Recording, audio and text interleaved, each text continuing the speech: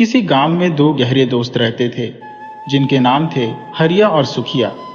दोनों बचपन से ही हाथों में हाथ डालकर जिंदगी के हर पड़ाव में साथ साथ बढ़ते गए थे। दोनों ने साथ खेला, साथ सीखा और अपनी जवानी के साल भी एक दूसरे की छत्र छाया में बिताए। संयोगवश जब वे नौकरी में आए तो उनकी तैनाती भी एक ही जगह हुई। और तो और जब दोनों पिता बनने का सौभाग्य प्राप्त हुआ तो वह भी एक ही दिन। दोनों दोस्तों के घर खुशी का माहौल था। सुखिया ने चुटकी लेते हुए कहा, हरिया, तुम जानते हो ना भगवान ने मुझे बेटी क्यों दी? हरिया मुस्कुराकर बोला, हाँ रे, मुझे पता है, तू फिर से वही सोच रहा है। तेरी इच्छा है कि हमारी दोस्ती अब रिश्तेदारी में बदल जाए, है ना? सुखिया ने हंसते हुए हामी भरी। देखना कितना प्यारा लगेगा जब हमारे बच्चे भी साथ साथ बड़े होंगे और हमारी दोस्ती एक पवित्र रिश्ते में बदल जाएगी। हरिया ने भी उत्साहपूर्वक हामी भरते हुए कहा, सही कहा दोस्त, इनकी खुशियों को कोई नजर न लगे। गांव के लोग उनकी दोस्ती की मिसाल देते थे, क्योंकि ऐसा गहरा प्यार और अपनापन शायद ही कहीं और देखने को मिलता। इस दिन की खुशी दोनों के लिए बेशकीमती थी। हरिया की पत्नी गंगा और सुखिया की पत्नी कमला दोनों मां बनने वाली थी। घर में खुशियों की झड़ी लगी हुई थी। दाई अपने काम में मस्त थी और तभी हरिया के घर से एक नवजात के रोने की आवाज आई। दाई बाहर आकर बोली, बधाई हो हरिया, बेटा हुआ है, अब तो मिठाई पैसे सब देना पड़ेगा। हरिया ने हंसते हुए कहा, जो कहो काकी, जो मिलेगा ले लेना, बस तुम गंगा का ख्याल रखना। ये कहते हुए हरिया अंदर जाकर अपने बेटे को गोद में उठा लेता है और गंगा से पूछता है, कैसी है तू? गंगा हंसते हुए बोली, ठीक हो। हरिया ने प्यार से उसे आराम करने को कहा और बाहर निकल आया। उधर सुखिया के घर भी खुशियों का माहौल था। दाइयों ने सुखिया को बताया, बधाई हो, लक्ष्मी आई है तेरे घर। कमला ने एक सुंदर बेटी को जन्म दिया था। सुखिया और कमला की खुशी का ठिकाना नहीं था। हरिया ने अपने बेटे का नाम शिव रखा और सुखिया ने अपनी बेटी का नाम पार्वती। प्यार से सब उसे पारो कहकर बुलाने लगे। समय बीतता गया और बच्चे धीरे धीरे बड़े होने लगे। शिव और पारो में अक्सर नोक झोंक होती रहती, पर फिर जल्दी ही दोनों एक हो जाते। दोनों की लड़ाइयाँ और फिर सुलह करना गांव में चर्चा का विषय बन गया था। एक दिन पारो दौड़ते हुए आई और बोली, काका देखो ना, शिव ने मेरी गुड़िया तोड़ दी। यह कहकर वह हरिया से लिपटकर रोने लगी। हरिया ने उसे सांत्वना देते हुए कहा, अरे रोना बंद कर, शहर से तुझे नई गुड़िया लेकर दूंगा। शिव ने भी बचाव में कहा, बाबा मैंने कुछ नहीं किया, सारी गलती इस पारो की है। पारो ने चिढ़ाते हुए कहा, काका इसकी बातों में मत आना, यह झूठ बोल रहा है। यह कहते हुए वह हंसते हंसते भाग गई। दोनों के झगड़े देखकर हरिया और सुखिया हंसी नहीं रोक पाए।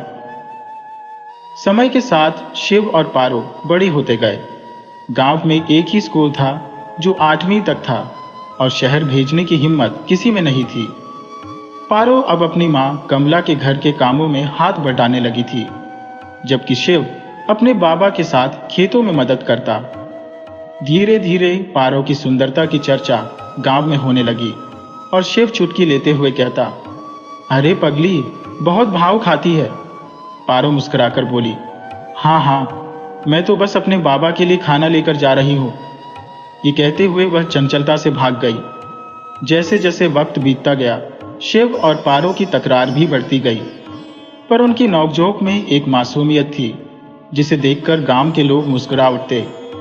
एक वक्त की बात है, जैसे बचपन में पारो एक नटखट, शरारती और चंचल लड़की थी, वैसे ही अपनी मासूमियत में बेहद खूबसूरत भी थी। दिन की तरह उजली और खिलखिलाती हुई पारो का रूप उसकी हरकतों से और निखर जाता था। इधर जैसे जैसे समय बीतता गया, शिवा एक गंभीर, समझदार और अपने परिवार से गहरे प्रेम रखने वाला लड़का बनता चला गया। दोनों ही परिवारों ने पारो और शिवा की शादी का मन बना लिया था। बस दोनों के 18 साल पूरे होने का इंतजार कर रहे थे। हरियाणा और सुखिया दोनों ही परिवार पारो और शिवा के भविष्य के सपने सजाने में लगे हुए थे। लेकिन इस बीच शिवा के मन में भी पारो के लिए अलग तरह का एहसास पनपने लगा था। जब भी वह पारो को देखता, उसका दिल तेजी से धड़कने लगता। एक दिन जब पारो उसे चिढ़ाते हुए भागी, शिवा ने आवाज लगाई, रुकना ये पारो। लेकिन पारो हंसती हुई उसकी बात को नजरअंदाज करके सुखिया के पास चली गई। शिवा उसे जाते देख मुस्कुरा उठा और बुदबुदाया, पगली हमेशा बच्चों जैसी हरकतें करती रहती है। कुछ देर बाद पारो वापस लौट रही थी तो उसने शिवा को देखा और बोली, तू यहीं खड़ा है तब से? शिवा ने कहा, हाँ पारो, मुझे तुमसे बात करनी है। पारो ने जवाब दिया, पर मुझे तुझसे कोई बात नहीं करनी। मेरी माँ घर पर मेरा इंतजार कर रही है। अभी मुझे पानी भी भरना है और तेरी तरह मैं काम से जी चुराकर किसी का पीछा नहीं करती। शिवा हंसते हुए बोला, अरे वाह, बातें बड़ी बनाने लगी है तू। तेरी असली मस्ती तो ये है कि घर जाकर रेडियो चलाकर गाना सुनेगी और अपनी बेसुरी आवाज में गाएगी। पारो गुस्से में बोली, मैं बेसुरी हूं? तूने मुझे बेसुरी कहा। शिवा मजाक में बोला, हाँ कहा बेसुरी। शिवा को पारो को छेड़ने में बड़ा मजा आ रहा था। गुस्से में पारो ने जमीन से एक बड़ी लकड़ी उठाई और शिवा को मारने दौड़ी। शिवा हंसते हुए भागा और पारो उसके पीछे पीछे। थोड़ी ही देर में शिवा अपने खलिहानों के पीछे जाकर छिप गया। पारो ने जैसे ही उसे पकड़ने की कोशिश की, शिवा ने उसका हाथ पकड़ा और उसे अपनी ओर खींच लिया। पारो इतनी उम्मीद नहीं कर रही थी कि वो शिवा की बाहों में जा गिरेगी। शिवा और पारो की आंखें मिली और एक पल के लिए जैसे समय ठहर गया। दोनों ही चुप हो गए। एक अजीब सा एहसास दोनों के दिल में घर कर गया था। थोड़ी देर बाद शिवा बोला, पारो, मुझे तुझे कुछ दिखाना है। पारो ने हैरानी से पूछा, क्या दिखाना है? शिवा उसे उस पेड़ के पास ले गया जहां वे दोनों बचपन में खेला करते थे। शिवा बोला, आंखें बंद कर। पारो ने थोड़ा झिझकते हुए आंखें बंद कर ली। तभी उसने अपने कान के पास चूड़ियों की खनक सुनी। उसने तुरंत कहा, ये चूड़ियां हैं, खोलूं आंखें? शिवा ने कहा, नहीं, जरा रुक। फिर धीरे धीरे शिवा ने उसे चूड़ियां पहनानी शुरू की। पारो ने बेसब्री से कहा, सच में तू मेरे लिए चूड़ियां लाया है? शिवा मुस्कुराकर बोला, नहीं, तेरी मां के लिए लाया हूं, बस तुझ पर ट्राई कर रहा हूं। ये सुनते ही पारो थोड़ी उदास हो गई, लेकिन तभी शिवा हंसते हुए बोला, अरे पगली, तेरे लिए ही लाया हूं। पारो का चेहरा खिल उठा और वो शिवा से लिपट गई। शिवा उसे देखता रह गया। उसकी मासूमियत और वो बड़ी बड़ी काजल भरी आंखें किसी का भी दिल जीत सकती थी। दोनों की नजदीकियां धीरे धीरे बढ़ती जा रही थी, लेकिन गांव का जमींदार दुष्यंत, जो पहले ही पारो की सुंदरता का दीवाना हो चुका था, इन दोनों पर बुरी नजर रखे हुए था। कुछ दिनों बाद शिवा अपने पिता के खेतों में मदद करने के लिए चला गया। दूसरी ओर दुष्यंत ने अपनी चालें चलनी शुरू कर दी, क्योंकि उसे ये बिल्कुल भी बर्दाश्त नहीं था कि पारो जैसे किसी नाजुक और सुंदर लड़की के साथ कोई आम किसान का बेटा रिश्ता बनाए। उस स्कूल में भी अक्सर पारो का झगड़ा हो जाता था। तब तक वो अपने आसपास के हालातों को झेलने की हालत में नहीं थी, लेकिन अब उसकी उम्र 16 साल हो चुकी थी। इस उम्र में लड़के लड़कियों के बीच एक अजीब आकर्षण पैदा होने लगता है, और वही पारो, दुष्यंत और शिवा के साथ भी हो रहा था। पारो की सुंदरता ने दुष्यंत को अपने जाल में कैद कर लिया था। वो हर रोज उसे देखने के मौके तलाशता, उसके आसपास मंडराता और बस एक ऐसा पल ढूंढ रहा था जब वो अकेली मिले। दुष्यंत, जो जमींदार का बिगड़ैल लड़का था, एक बार जो ठान लेता था उसे पाना ही चाहता था। अब वो पारो पर नजरें गड़ाए बैठा था, उसकी हर एक हरकत पर ध्यान रखता। एक दिन पारो, जो अपने काम से वापस लौट रही थी, का सामना दुष्यंत से हो गया। दुष्यंत ने बेधड़क उसके रास्ते को रोकते हुए कहा, कहाँ जा रही हो पारो? इतनी जल्दी क्या है? जरा मुझसे भी तो बात कर लिया करो। उसकी बातों में बेहयाई की झलक थी। पारो ने हंसते हुए जवाब दिया, कुएं में कूदने जा रही हूं, चलोगे मेरे साथ? और फिर तंज कसते हुए बोली, ये क्या नया ड्रामा शुरू कर दिया है? दुष्यंत, जो आमतौर पर काम करने से दूर भागता था, अब कुछ घबराया हुआ बोला, अरे बाबा, गुस्सा मत हो, मैंने तो बस ऐसे ही पूछ लिया, बुरा लगा तो माफ कर दो। और बेशर्मी से हंसने लगा। पारो वहां से जाते हुए बोली, तेरी सारी अकड़ निकाल दूंगी एक दिन। इस पर दुष्यंत तुनकते हुए बोला, निकालेगी? हेकड़ी तो तेरी निकलेगी एक दिन, जब तुझे मेरे पास खुद आना पड़ेगा। दुष्यंत बड़बड़ाते हुए वहां से जाने ही वाला था, तभी कुंता वहां आ धमकी। उसने कमर पर हाथ रखते हुए पूछा, ये सब क्या चल रहा है दुष्यंत? दुष्यंत हड़बड़ाते हुए बोला, कुछ भी तो नहीं कुंता। लेकिन कुंता जानती थी कि कुछ गड़बड़ है। उसने सख्त लहजे में कहा, तू मुझे बेवकूफ समझता है क्या? मैं सब जानती हूं। देख दुष्यंत, तुझ पर मेरा हक है, ज्यादा चालाकी मत कर, नहीं तो सब तेरे बाप को बता दूंगी। दुष्यंत ने घबरा कर कहा, अरे नाराज मत हो कुंता, ऐसा कुछ नहीं है। तू मेरी बहुत अच्छी दोस्त है, मैं तुझसे झूठ क्यों बोलूंगा? और जल्दी से वहां से निकल गया। दुष्यंत के पिता वीरपाल और कुंता के पिता राम भरत सागवान की लकड़ी का कारोबार करते थे, जिसमें दोनों बराबर के हिस्सेदार थे। लेकिन कुंता के पिता के पास वीरपाल से ज्यादा संपत्ति थी, क्योंकि राम भरत की पत्नी जानकी अपने माता पिता की इकलौती संतान थी और उनकी संपत्ति भी राम भरत के पास आ गई थी।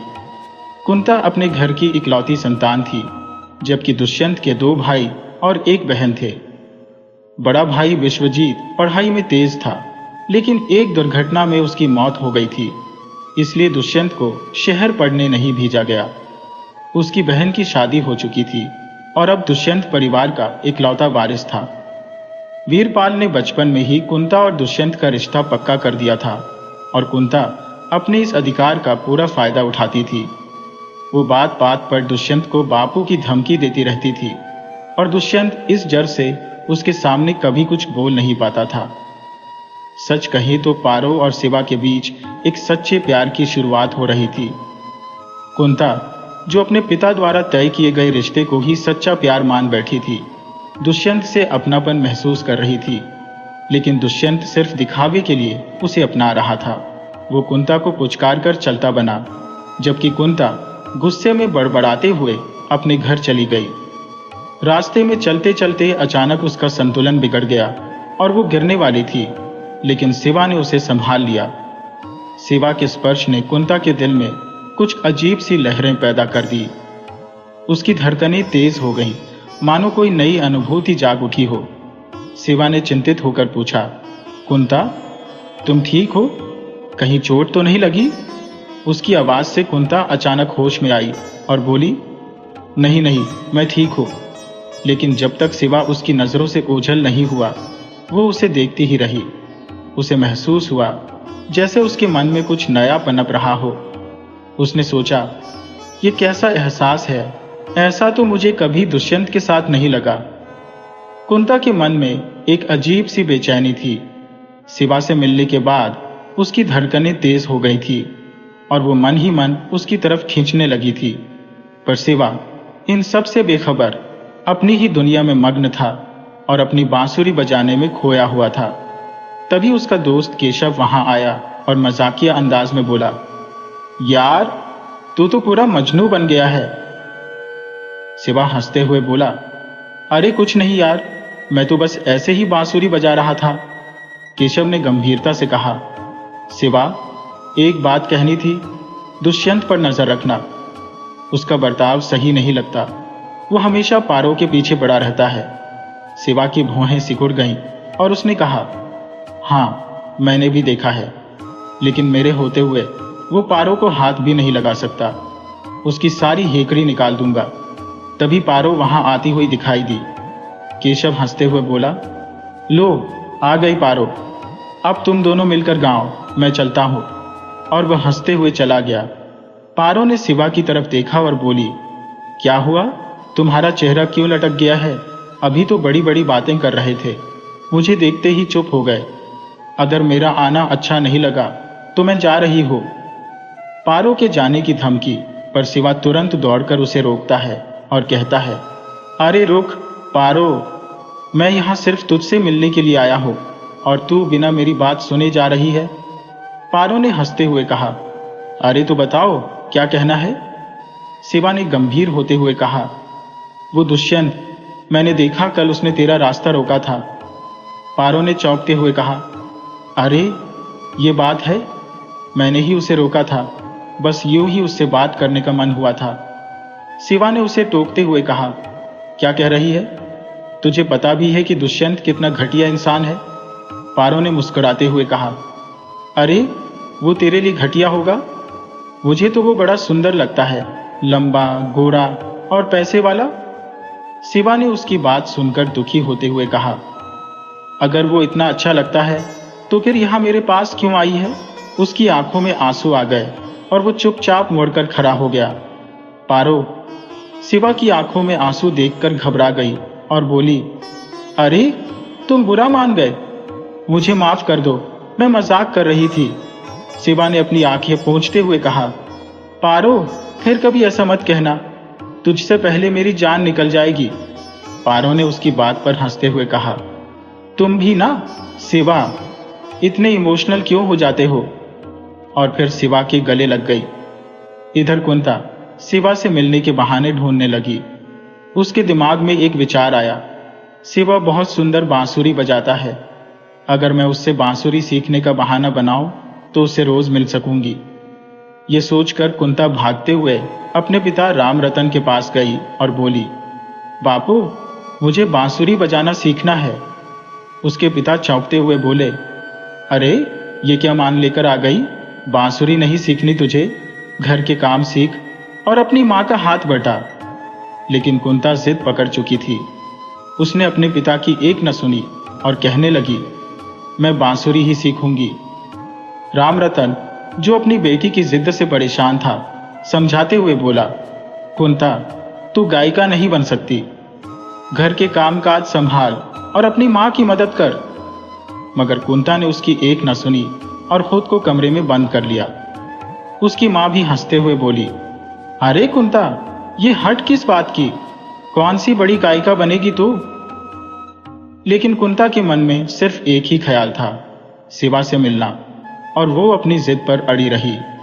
रामदत्त ने बड़ी कोशिश की कि कुंता बाहर आकर अपनी बात रखे, पर कुंता ने अंदर से कोई प्रतिक्रिया नहीं दी। तभी उसकी माँ जानकी ने कहा, सुनिए जी, क्यों परेशान होते हैं? कुंता की बात मान लीजिए। बांसुरी अब 17 साल की हो गई है, कुछ दिनों में शास्त्र के लिए निकल जाएगी। अगर अब उसे सीखने का मौका नहीं मिला तो आगे मन की कर पाएगी क्या? हमारी एक ही तो औलाद है, अगर इसे कुछ हो गया तो क्या करेंगे? कुंता अंदर बैठी अपनी माँ की बात सुनकर मन ही मन बहुत खुश हो रही थी। उसने हमेशा से जो चाहा वो मिला था। उसके माँ बाप ने कभी भी किसी चीज की कमी नहीं होने दी। आज भी उसकी जिद जरूर पूरी होगी। रामदत्त ने हार मानते हुए कहा, ठीक है, तुम जीत गई। अब बाहर आओ और बताओ कि कहाँ सीखना है तुम्हें? कुंता ने तुरंत दरवाजा खोला और अपने पिता के गले लगकर बोली, मेरा बापू कितना अच्छा है। तभी उसकी माँ हंसते हुए बोली, देख लो, माई बाप हमेशा बच्चों की बात ही मानते हैं।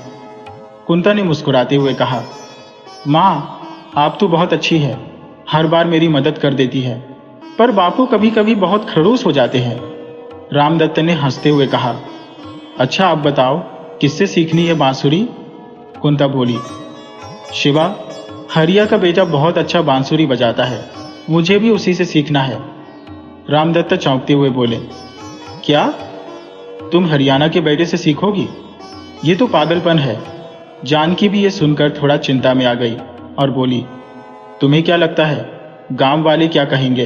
कुंता हमारी इकलौती बेटी है, वीरपाल की अमानत है, मैं रामदत्त को क्या जवाब दूंगी? तभी वीरपाल उनके घर पर आ गया। उसने आते ही कहा, राम राम भाभी, क्या हो रहा है? कुंता क्यों इतनी परेशान लग रही है?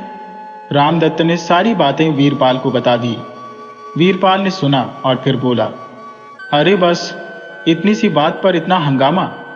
सीखने दो कुंता को बांसुरी, और उसे सिखाने के लिए शिवा को घर के अंदर बुला लो, ताकि किसी को कुछ कहने का मौका न मिले। रामदत्त ने भी सहमति में सिर हिलाया और कहा, हाँ ये ठीक रहेगा। कुंता ने खुशी से वीरपाल का धन्यवाद किया।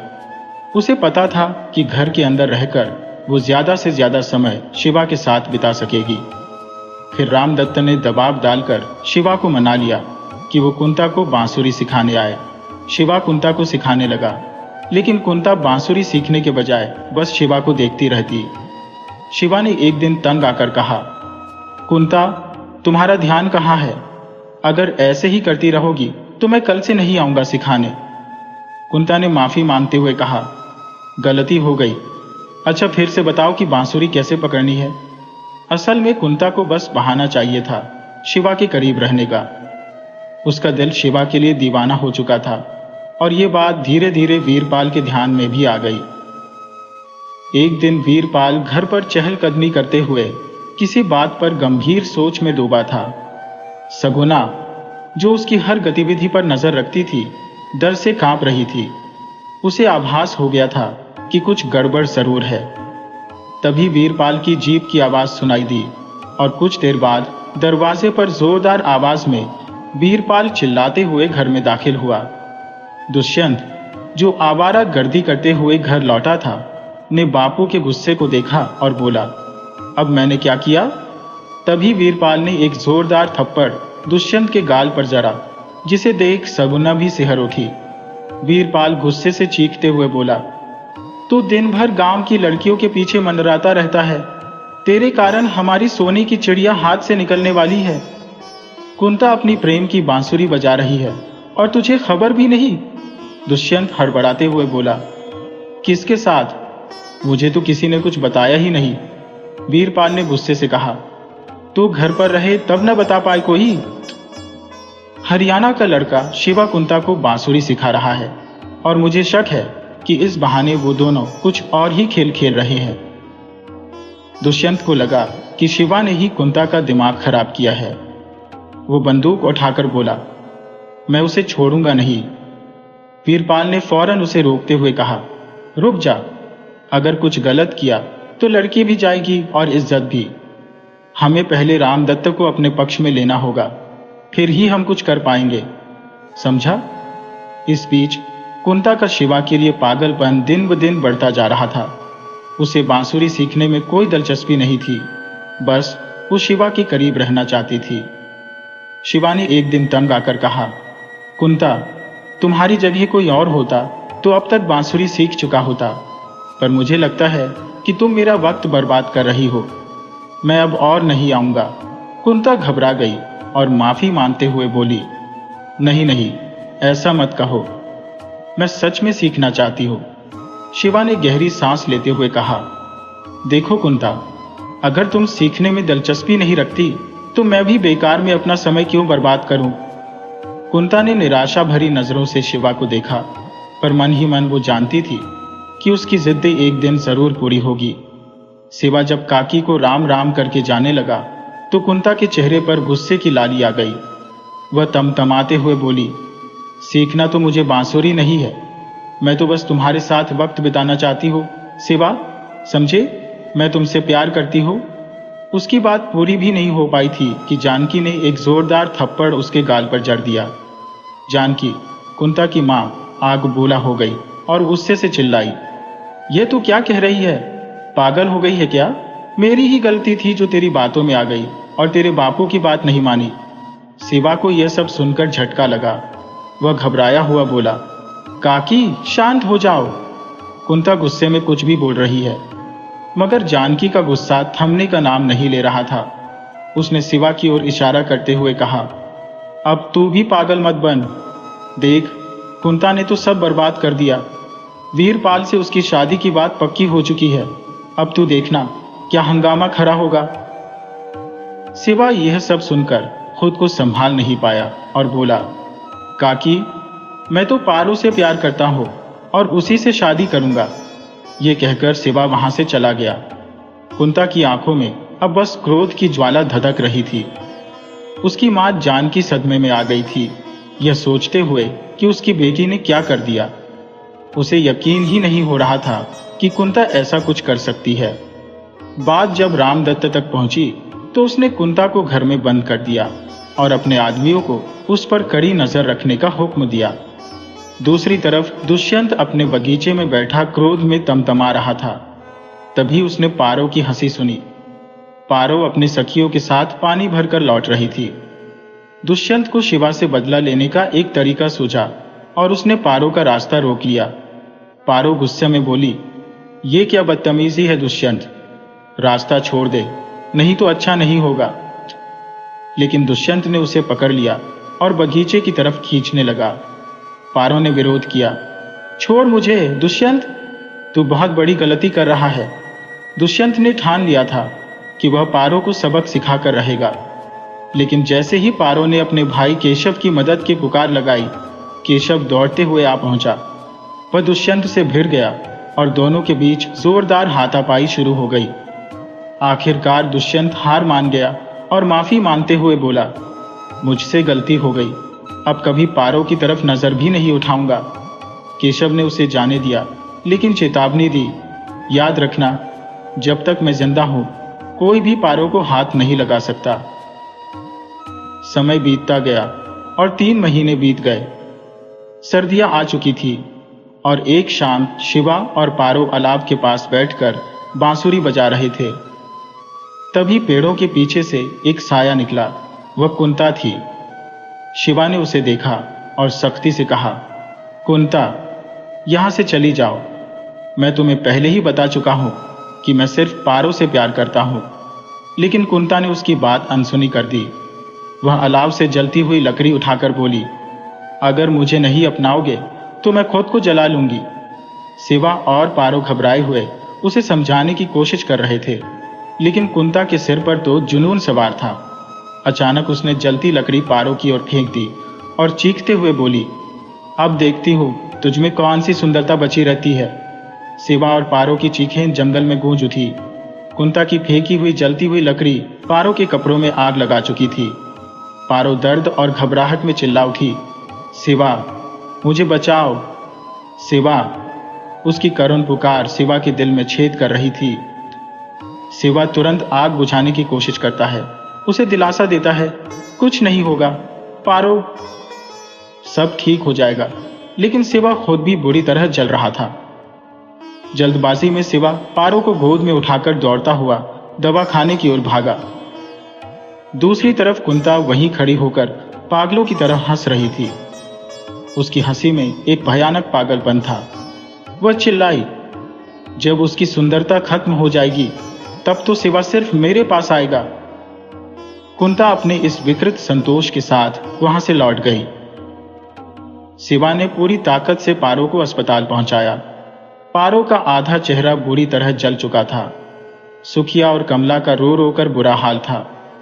शिवा खुद को इस हादसे के लिए जिम्मेदार मान रहा था। पारो की हालत देखकर उसका दिल टुकड़े टुकड़े हो रहा था। वह मंदिर में जाकर भगवान के आगे बांसुरी बजाने लगा। उसकी धुन में दुख और पछतावा छलक रहा था। केशव ने बांसुरी की आवाज सुनी और शिवा के पास आकर बैठ गया। उसके कंधे पर हाथ रखकर बोला, शिवा, क्या कर रहे हो यार? तुम्हें तो पारो के पास होना चाहिए था, यहां नहीं। शिवा की आंखों में आंसू बहने लगे। उसने भारी मन से कहा, मैं पारो से नजरें नहीं मिला सकता। मेरी वजह से उसकी ये हालत हुई है। मैं ही उसका गुनहगार हूं। शिवा ने अपनी बांसुरी उठाकर तोड़ दी। केशव ने उसे डांटते हुए कहा, यह क्या कर दिया तूने? बांसुरी क्यों तोड़ी? पागल हो गया है क्या? इसमें तेरा कोई दोष नहीं है, खुद को यूं मत सता। चलकर पारो के पास बैठते हैं। दोनों दवा खाने पहुंचे, जहां पारो दवा के असर से सोई हुई थी। उसका चेहरा और एक हाथ बुरी तरह जल चुके थे। कमली से पूछने पर उसने रुंधे गले से बताया, डॉक्टर ने कहा है कि अभी कुछ कहा नहीं जा सकता। शिवा ने कमली को सांत्वना देने के लिए उसे गले से लगा लिया और बोला, आप घर जाइए, आराम कीजिए, अब हम यहां हैं। कमली, जो पहले से गम में डूबी हुई थी, गुस्से में फट पड़ी। तुम्हारे साथ ही पारो की यह हालत हुई है। तुम्हारे साथ नहीं होती तो शायद यह सब ना होता। शिवा यह सुनकर चौंक गया। उसकी आंखें भर आईं। तभी केशव ने उसे संभालते हुए कहा, तुम काकी से यह सब मत सुनो, इसका कोई तात्पर्य नहीं है। कुंता ने यह सब जानबूझकर किया है। शिवा, तुम बेकसूर हो। फिर कमली की तरफ मुड़कर कहा, आपको शिवा को ऐसा नहीं कहना चाहिए। वो खुद पहले से ही इतना दुखी है। लेकिन कमली अपनी बात पर अड़ी रही। मैं गलत नहीं कह रही, हमारी ही गलती थी जो हमने पारो को शिवा के साथ इतना खुला छोड़ दिया। हमें ध्यान देना चाहिए था कि ऐसा ना हो। शिवा उसकी सुरक्षा भी नहीं कर सका। शिवा अब पूरी तरह से टूट चुका था। उसकी आंखों में आंसू छलक पड़े। इसी बीच पारो को हल्का होश आने लगा और वह बेहोशी में भी शिवा शिवा पुकारने लगी। शिवा ने उसका हाथ थाम लिया, लेकिन कमली ने बीच में आकर शिवा का हाथ झटक दिया। उसने सख्ती से कहा, अब तुम जाओ। शिवा, तुम्हारी वजह से मेरी बेटी को और कोई तकलीफ नहीं होनी चाहिए। शिवा ने निराश होकर कहा, आप ऐसा क्यों कह रही हो काकी? मैं पारो से प्यार करता हूं, उसे ऐसे छोड़कर नहीं जा सकता। कमली ने गुस्से में कहा, जाओ यहां से, जाओ, मुझे नहीं चाहिए कि तुम और कोई मुसीबत लेकर आओ। जाओ शिवा। केशव ने मौके की नजाकत समझी और शिवा का हाथ पकड़कर उसे बाहर ले गया। शिवा ने रास्ते में बोझिल आवाज में कहा, शायद काकी सही कह रही है, मुझे पारो से दूर ही रहना चाहिए। सब कुछ मेरी वजह से हुआ है। केशव ने उसे समझाते हुए कहा, ऐसी बातें मत कर शिवा। माँ का दिल अपनी औलाद की तकलीफ देख नहीं पाता। थोड़ा वक्त लगेगा पर सब ठीक हो जाएगा। शिवा घर आकर गुमसुम बैठा रहा। गंगा और हरिया लाख कोशिश करते रहे, लेकिन उसने खाना नहीं खाया। आखिरकार हरिया ने पारो का वास्ता देकर उसे थोड़ा खाना खाने पर मजबूर किया। गंगा ने झुंझलाते हुए कहा, पारो की वजह से ही ये सब हुआ। अगर कुंता ने जलती लकड़ी शिवा पर फेंक दी होती तो क्या होता? शिवा गुस्से में बोला, माँ क्या कह रही हो तुम? पारो की कोई गलती नहीं है। गंगा ने तेज स्वर में कहा, गलती पारो की ही है। उसकी वजह से कुंता ने यह सब किया। अब तुझे किसी और लड़की से मिलने की कोई जरूरत नहीं है। शिवा निराश होकर बोला, तुम पागल हो गई हो माँ। पारो मासूम है, वो पहले ही कितना कष्ट झेल रही है। फिर वह खाना छोड़कर उठ गया और बाहर चला गया। रामदत्त और वीरपाल ने पूरे परिवार को धमका रखा था कि अगर किसी ने पुलिस की तरफ रुख किया तो उनके बच्चों की सलामती की गारंटी नहीं होगी। इस वजह से पारो के घर वाले अपनी जान के साथ साथ अपनी इज्जत और बच्चों की सुरक्षा को लेकर डरे सहमे बैठे थे।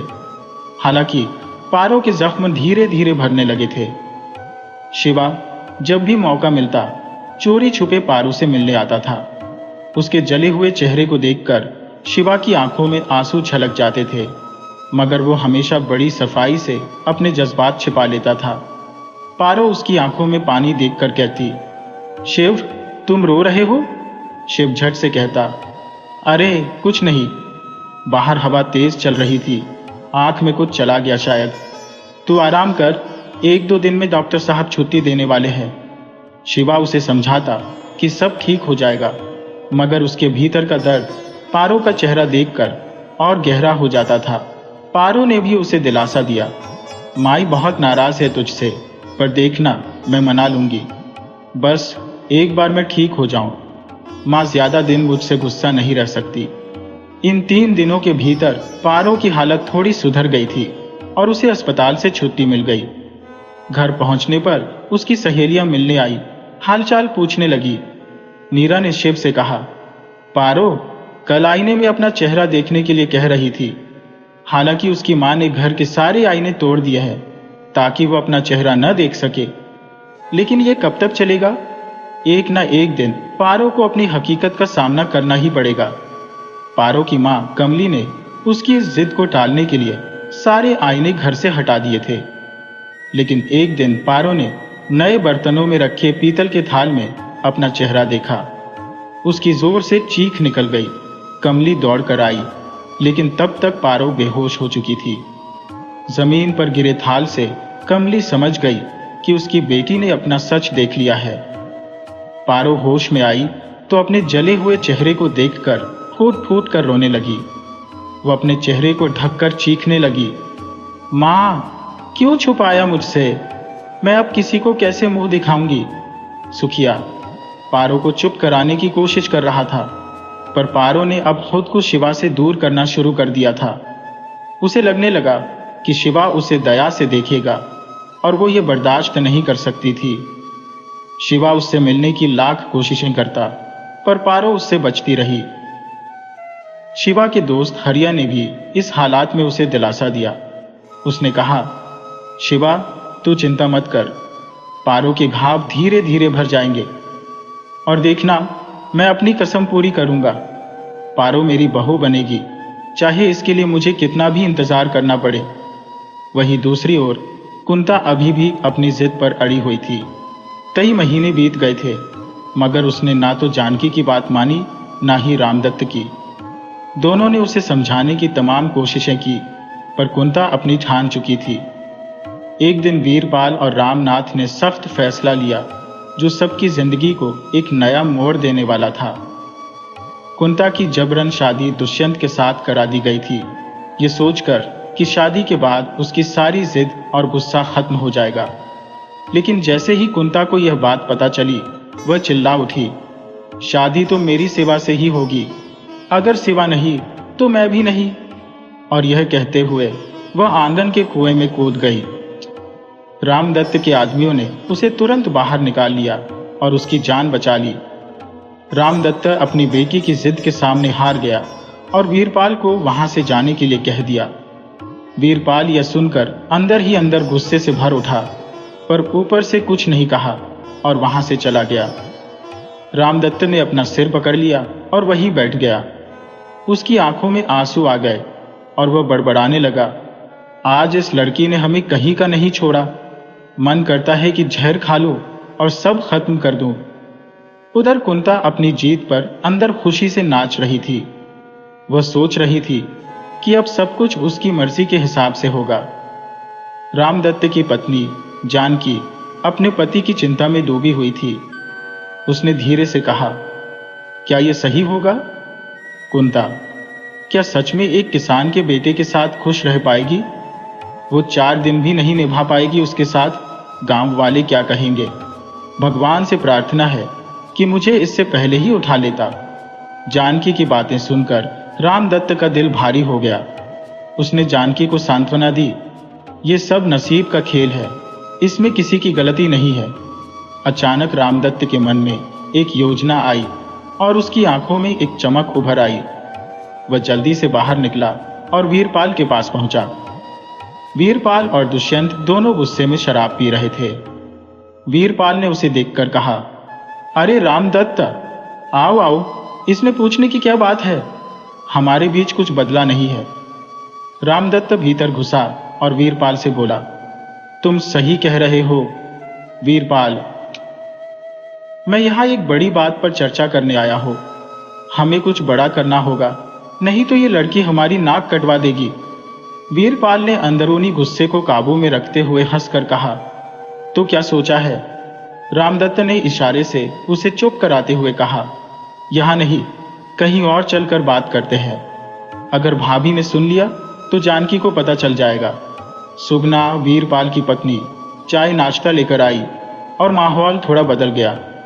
वीरपाल ने बात को घुमा दिया और कहा, रामदत्त, बच्चों की खुशी में ही हमारी खुशी है। सुगना ने भी हामी भरी, कुंता हमारी ही बेटी है, उसकी खुशी में ही हमारी खुशी है। रामदत्त ने हल्की मुस्कान दी, लेकिन उसकी आंखों में कुछ और ही चल रहा था। वीरपाल ने उसे शहर घुमाने का प्रस्ताव दिया ताकि दोनों का मन थोड़ा हल्का हो सके। सुगना से कहकर वह रामदत्त को शहर घुमाने ले गया।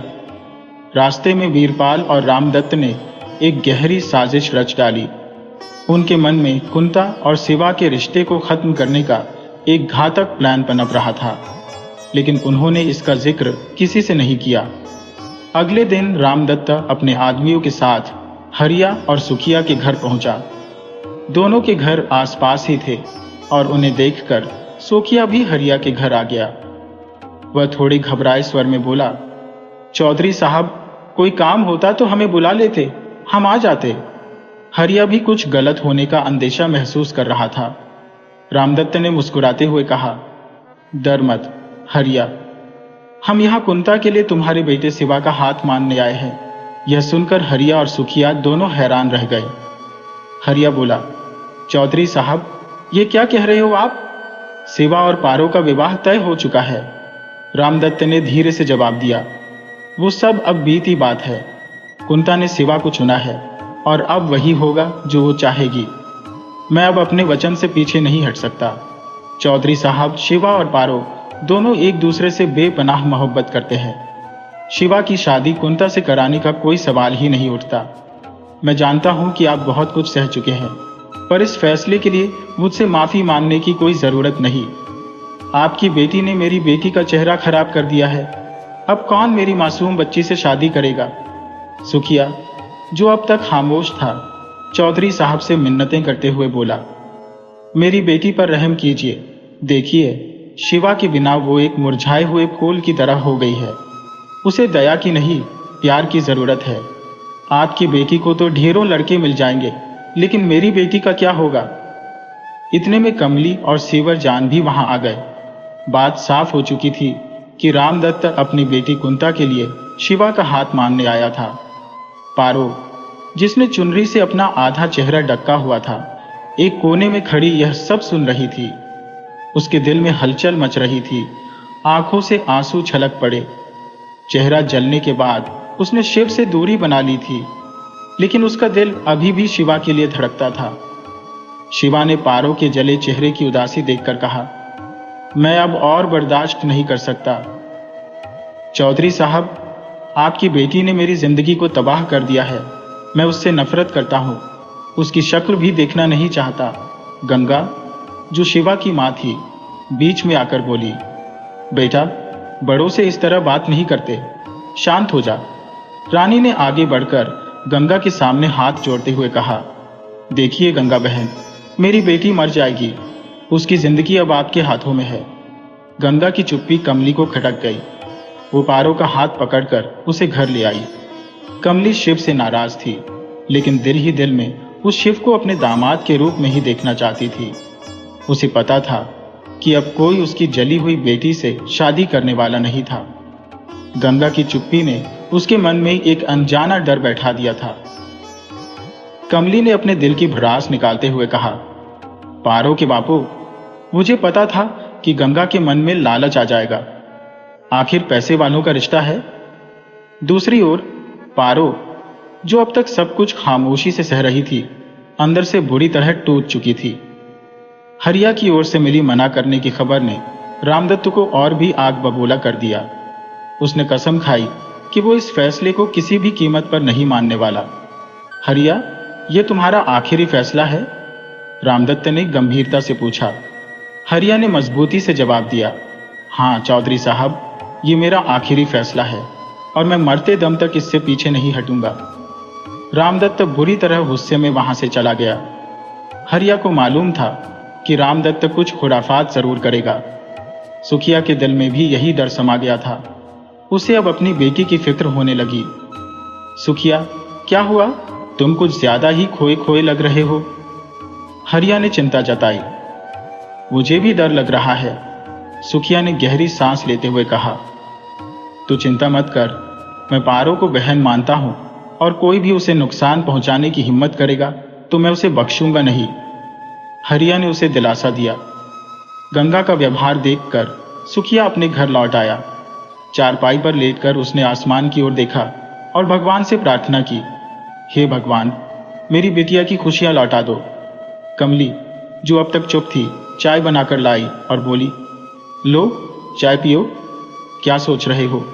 गंगा भाभी के बारे में ही सोच रहा हूं। उनकी चुप्पी मुझे अंदर से खाई जा रही है। तुमने गंगा को देखा नहीं है?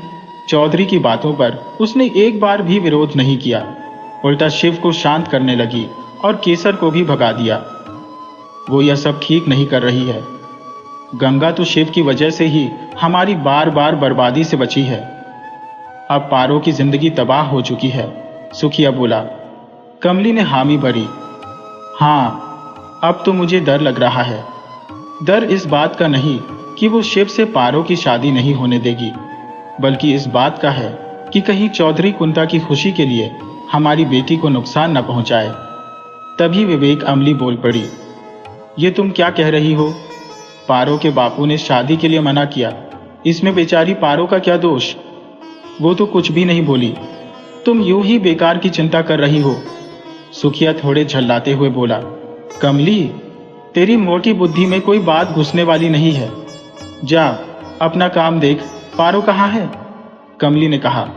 रोते रोते सो गई है मेरी बिटिया अपने कमरे में। सुखिया ने राहत की सांस ली। अच्छा है, सो गई, उठेगी तो उसका मन हल्का हो जाएगा। मैं खेतों की ओर जा रहा हूं, घर अच्छे से बंद कर लेना और पारो को बाहर मत निकलने देना। इतना कहकर सुखिया खेतों की ओर निकल गया। दूसरी ओर हरिया और गंगा के बीच गुस्से से भरी बहस चल रही थी। गंगा बोली, मुझे समझ में नहीं आता, शिव के बापू, तुम्हें अपने बेटे की जरा भी फिक्र नहीं है? तुम्हारा दोस्त सुखिया क्या है जो तुम अपने बेटे की तुलना उससे कर रहे हो? वो सुखिया अपने बेटे की तरफ क्यों नहीं देखता? शिव गुस्से में अपनी मां से बोला, मां, ये क्या लगा रखा है? बिना कुछ समझे बूझे बोलती जा रही हो। अचानक काका और पारो से इतनी नफरत क्यों हो गई कि उन्हें घर से निकाल दिया? गंगा ने छिड़कर कहा, हाँ, निकाल दिया। तुझे अपनी मां की भावनाओं की कोई परवाह नहीं है। जब देखो सुखिया और पारो के अलावा किसी का नाम जुबान पर नहीं लाते। कान खोलकर सुन ले, मैंने फैसला कर लिया है, तेरी शादी कहाँ होगी और किससे होगी? शिव ने भी ठान लिया तो तू भी सुन ले मां, मैं कुंता से हरगिज शादी नहीं करूंगा। हरिया ने गंगा की तरफ देखकर गुस्से में कहा, तूने सुना? शिव की शादी पर हमें कोई दबाव नहीं देना। अगर इसके लिए मुझे चौधरी की दुश्मनी भी झेलनी पड़ी तो सह लूंगा।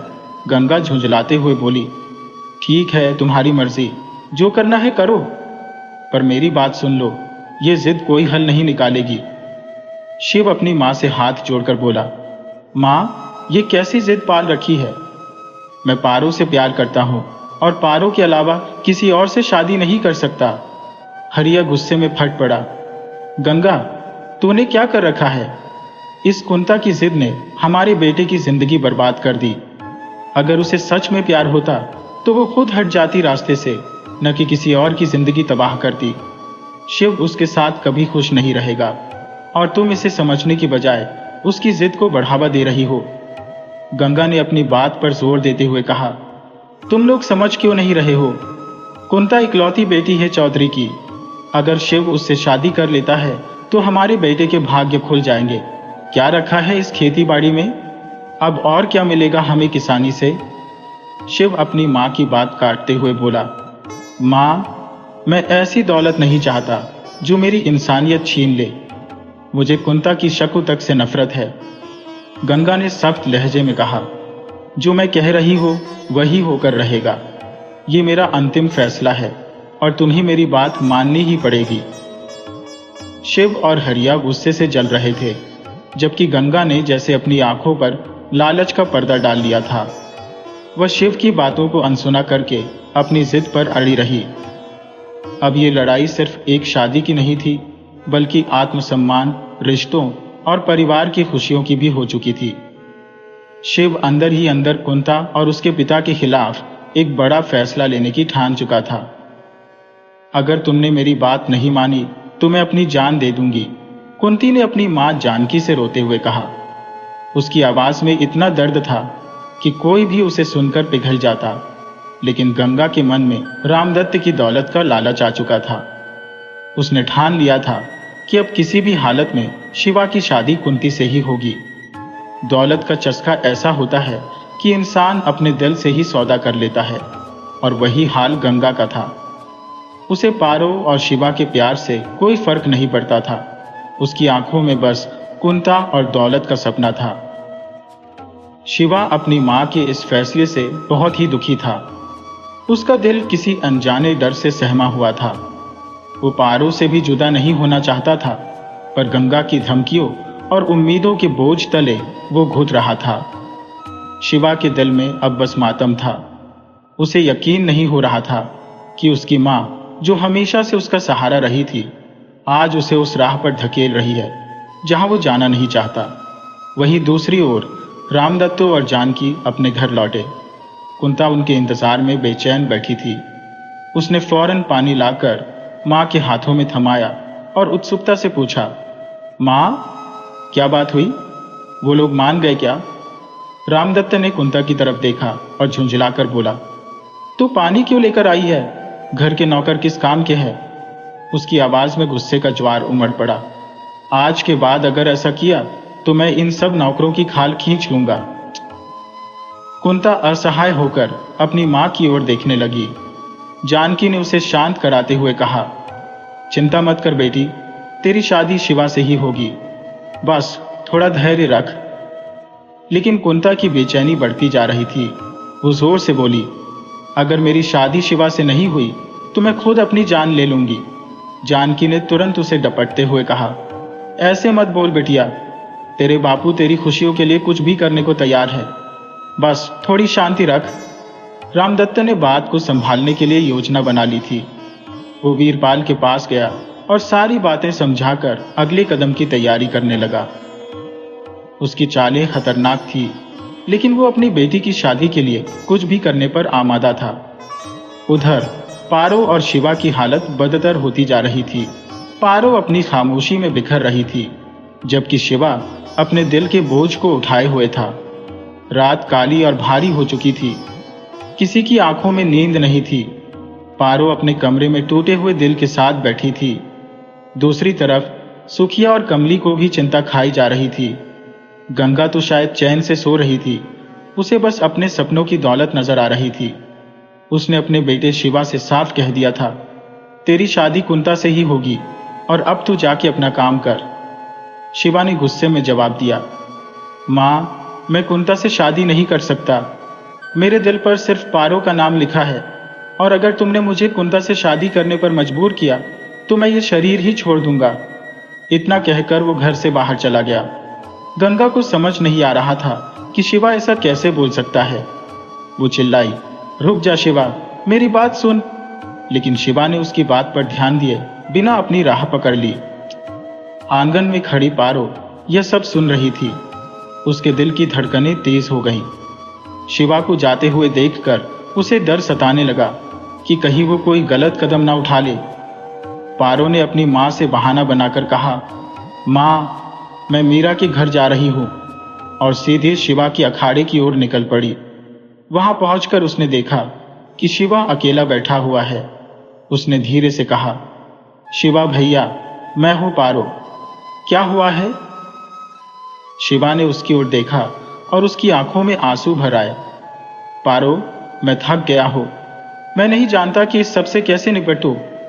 पारो ने उसे दिलासा देते हुए कहा, शिवा भैया, सब ठीक हो जाएगा, बस तुम्हें थोड़ा सब्र रखना होगा। मैं तुम्हारे साथ हूं हमेशा। उन दोनों के बीच की खामोशी अब सिर्फ उनके टूटे दिलों की आवाजें सुन रही थी। भैया, मुझे बहुत डर लग रहा है। अगर मैंने कुछ गलत किया तो मैं जीते जी मर जाऊंगी, पारो ने घबराते हुए कहा। जहां भी शिव रहे, जिस किसी के साथ भी, बस वो सलामत रहे। उसे खुश देखकर मैं अपनी जिंदगी जी लूंगी। इतना कहते ही उसकी आवाज टूट गई। केशव ने पारो के आंसू पोंछे और हल्की मुस्कान देते हुए बोला, अरे पारो, तू रो मत, मैं अभी जाकर देखता हूं शिव कहाँ है।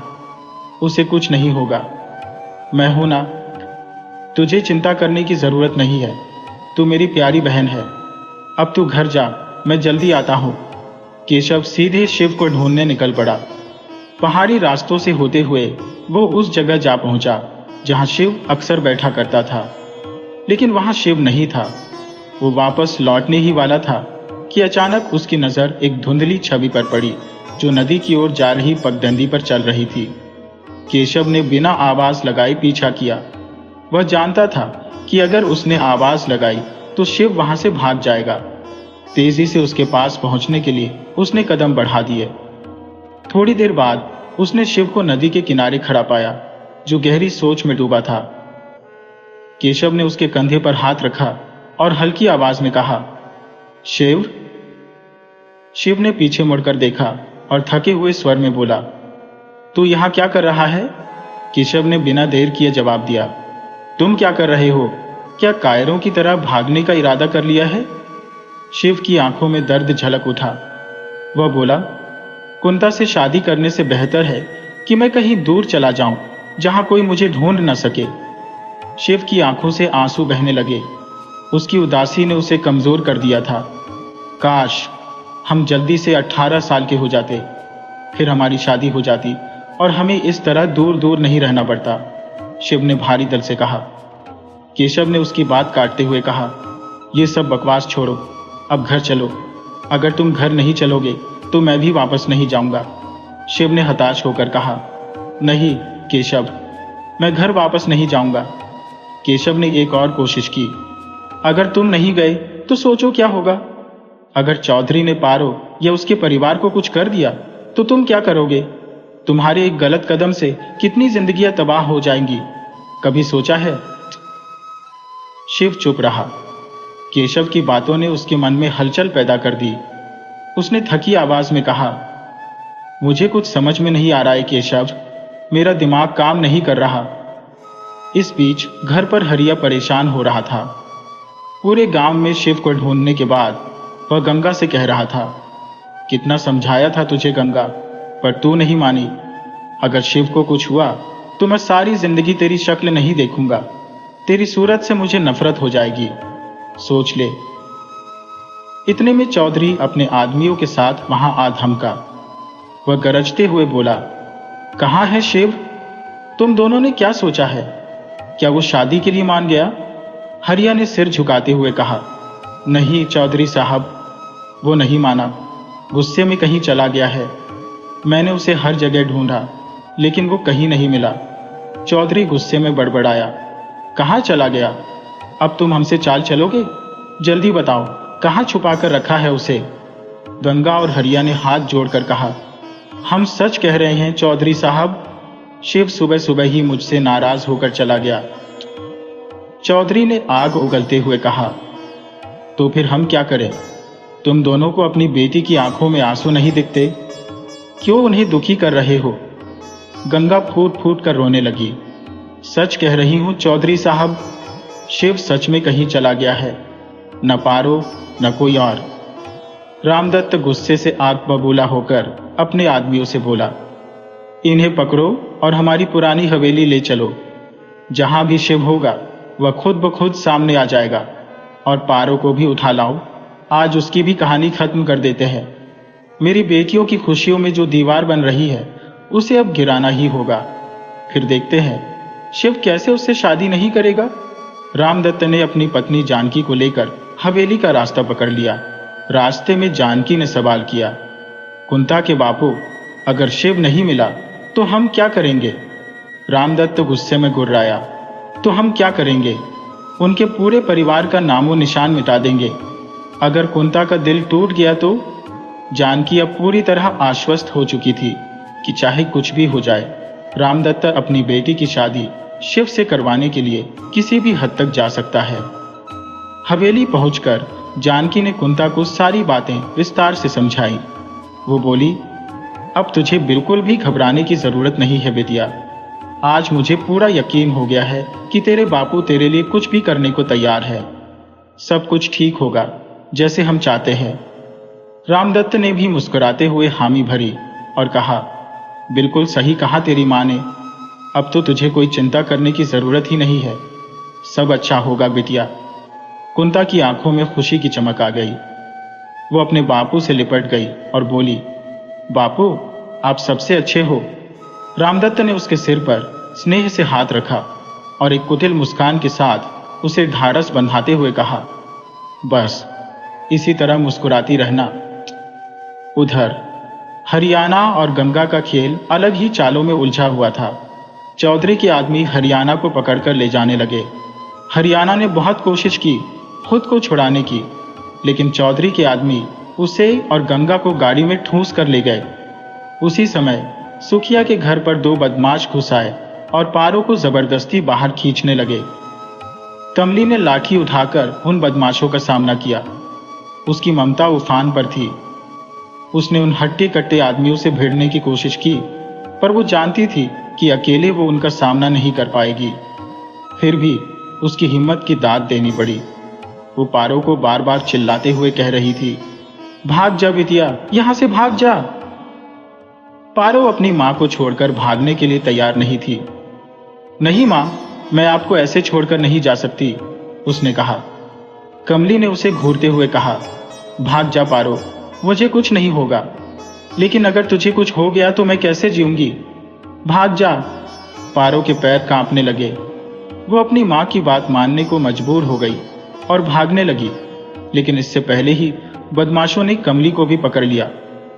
इसे भी ले चलो चौधरी साहब के पास, वो फैसला करेंगे इसका क्या करना है, उनमें से एक ने हुक्म दिया।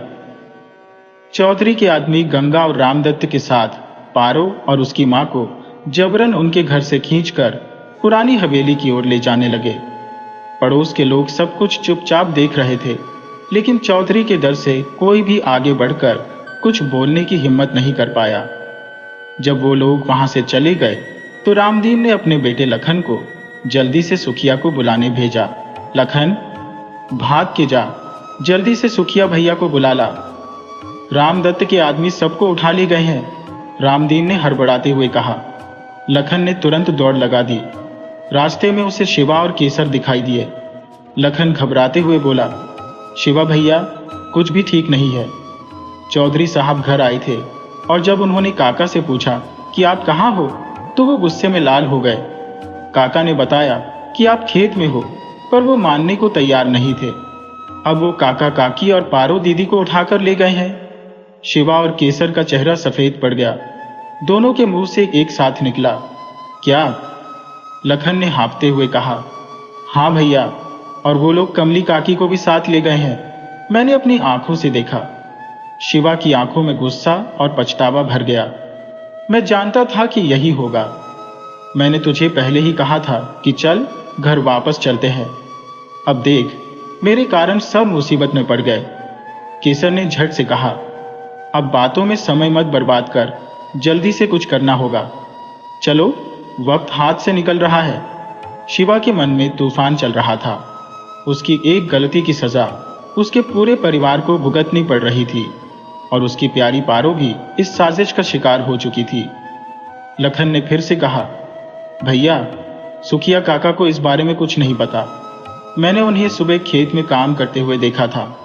बापू ने मुझे काका को बुलाने भेजा था, पर रास्ते में आपको देख लिया तो सोचा पहले आपको बता दूं।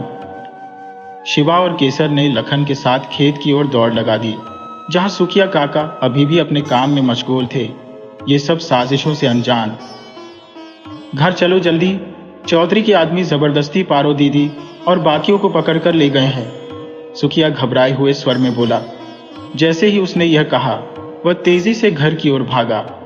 उधर शिवा और केशव लखन के घर पहुंच चुके थे। कुछ ही देर में सुखिया भी हांफता हुआ वहां पहुंचा और बोला, हमें यहां क्यों बुलाया है? अब तो काका भी आ गए हैं। रामदीन काका, अब तो कुछ बताओ। शिवा ने कहा, पहले सुखिया को सांस तो लेने दो। लखन पानी लाने के लिए दौड़ पड़ा। सबको पानी पीने के बाद रामदीन काका बोले, तुम लोग रामदत्त से डरने की जरूरत नहीं है। उसे शिव मिल जाएगा तो वो हरि और गंगा को छोड़ देगा। पर असली मसला यह है कि इस शादी से कैसे बचा जाए।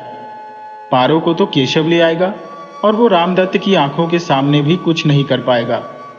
शिवा ने गंभीरता से कहा, हाँ काका, आपकी बात सही है। पारो के लिए मुझे जान भी देनी पड़े तो दे दूंगा। केशव तुरंत बोला, मेरी बहन को कुछ नहीं होने दूंगा, और अगर जान देने की जरूरत पड़ी तो मैं भी पीछे नहीं हटूंगा। सुखिया की आवाज में भी दर्द था। मेरी इकलौती बेटी है, बहुत तकलीफें देखी हैं उसने, मासूम सी लड़की है, रामदत्ता उसे हाथ भी नहीं लगा सकेगा। केशव ने कहा, पर हमें उसे वहां से निकालना ही होगा। सुखिया ने चिंतित होकर कहा, अगर मैं जाऊंगा तो मसले और पेचीदा हो जाएंगे।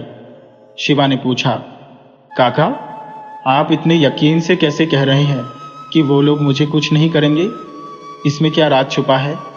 रामदीन काका ने गहरी सांस लेते हुए कहा, यह एक ऐसा राज है जिसे हमारी पीढ़ी के अलावा कोई नहीं जानता। वीरपाल का बड़ा बेटा कौन है, ये जानना जरूरी है। केशव की मां रोहिणी देवी इस गांव के जमींदार सत्यभान सिंह की बेटी थी। सत्यभान सिंह के 2 बच्चे थे, रोहिणी देवी और हरि सिंह, जिसे तुम हरिया के नाम से जानते हो। शिवा और केशव दोनों ही हक्के बक्के रह गए।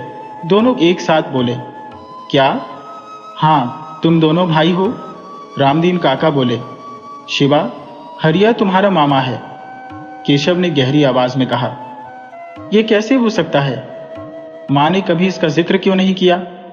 रामदीन काका ने कहना शुरू किया, सत्यभान सिंह ने बड़े धूमधाम से अपनी बेटी रोहिणी देवी की शादी ठाकुर वीरपाल से की थी।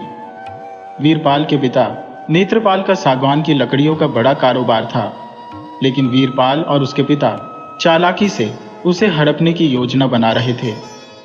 सत्यभान सिंह नेक दिल थे, लेकिन वीरपाल और नेत्रपाल उतने ही लालची। उन्होंने धीरे धीरे सारा कारोबार अपने नाम कर लिया और हरि सिंह को हर नुकसान का जिम्मेदार ठहराते रहे। सत्यभान सिंह ने भी आखिरकार वीरपाल को हवेली में आने की अनुमति दे दी, और वही उनकी सबसे बड़ी भूल थी।